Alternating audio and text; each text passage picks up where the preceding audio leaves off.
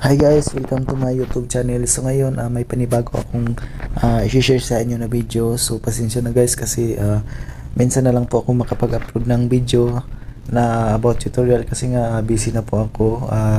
Nagtatrabaho, nag-start na po ako na nagtatrabaho guys at hindi na masyadong maka-upload ng mga video sa ating YT kasi nga bumalik na po ako sa sa aking trabaho.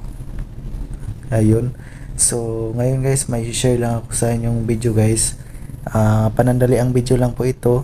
Kung kayo po guys is mayroon pong dumadaan na video sa inyong Facebook page o sa inyong Facebook profile, kahit anong mga video niyan guys na kapwa creator,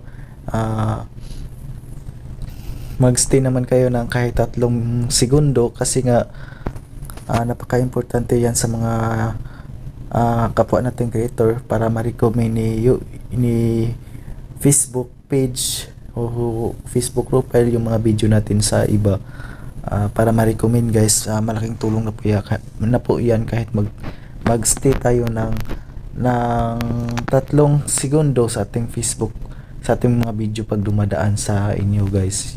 Pag mag-notify yung mga video sa inyo, kahit magstay lang tayo ng 3 segundo kasi napaka-importante po yan para ma-recommend ni Facebook yung mga video natin. At dito lang po nagtatapos ng video guys, at thank you for watching.